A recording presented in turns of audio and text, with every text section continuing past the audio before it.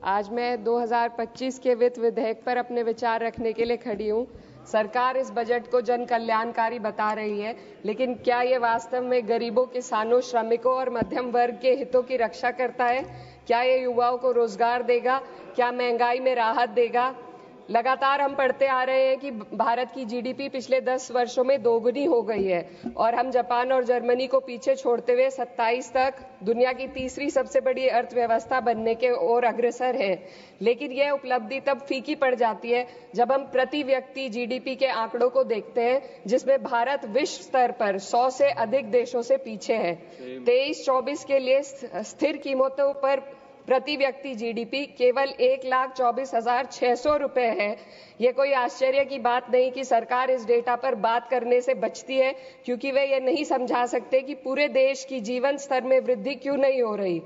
वे ये नहीं बता सकते कि देश में इतनी गहरी आय असमानता क्यों बनी हुई है और आम नागरिकों को आवश्यक सेवाओं तक पहुंचने में इतनी कठिनाइयां क्यों होती हैं।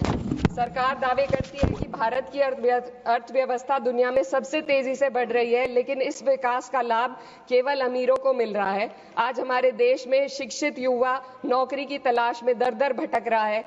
सरकारी नौकरियों में लाखों पद खाली पड़े हैं, लेकिन भर्ती नहीं हो रही। निजी क्षेत्र में भी नौकरियों की संख्या घटती जा रही है। उधर देश की शीर्ष 1% अमीरों के पास 40% से अधिक संपत्ति है, जबकि करोड़ों लोग 2 वक्त की रोटी के लिए संघर्ष कर रहे हैं। यह आर्थिक असमानता लगातार बढ़ रही है क्योंकि सरकार की नीतियां बड़े उद्योगपतियों को फायदा पहुंचाने के लिए बनाई जा रही है, जबकि गरीबों और मध्यम वर्ग को महंगाई और टैक्स के बोझ तले दाबा जा रहा है। जब यह सरकार सत्ता में आई थी तब $1 लगभग 60 रुपए के बराबर था और आज 83 तक पहुंच गया है। Sir 2 minute.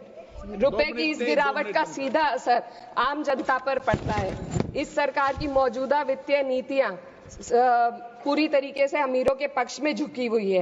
भारत एक समाजवादी देश है जहां सरकार का कर्तव्य है कि शिक्षा, स्वास्थ्य, यातायात जैसी बुनियादी सुविधाओं का लाभ अपने नागरिकों को पहुंचाए और उन्हें समान अवसर और सुरक्षा दे। भारत के सरकारी स्कूलों और अस्पताल की हालात लगातार बद से बदतर होते जा रहे हैं। सर, बस किसानों पर अपनी बात रखना चाहती हूँ। हमारा देश तब तक सशक्त नहीं हो सकता जब तक हमारे किसानों को उनका हक नहीं मिलता। 2023-24 में भारत की 46% श्रमिक आबादी कृषि क्षेत्र में कार्यरत थी, फिर भी इस क्षेत्र को नजरअंदाज किया जा रहा है। सरकार किसानों की आय दुगनी करने का वादा करती है, लेकिन असलियत यह है कि खेती की लागत बढ़ रही है, जबकि किसानों की आमदनी स्थिर बनी हुई है। ट्रैक्टर और हार्वेस्टिंग मशीनों पर 12% जीएसटी में सर 1 मिनट सर, किसानों का मुद्दा है, बस 1 मिनट सर, खत्म कर लें। हार्वेस्टिंग मशीनों पर 12% जीएसटी से किसानों को परेशानी और बढ़ रही है।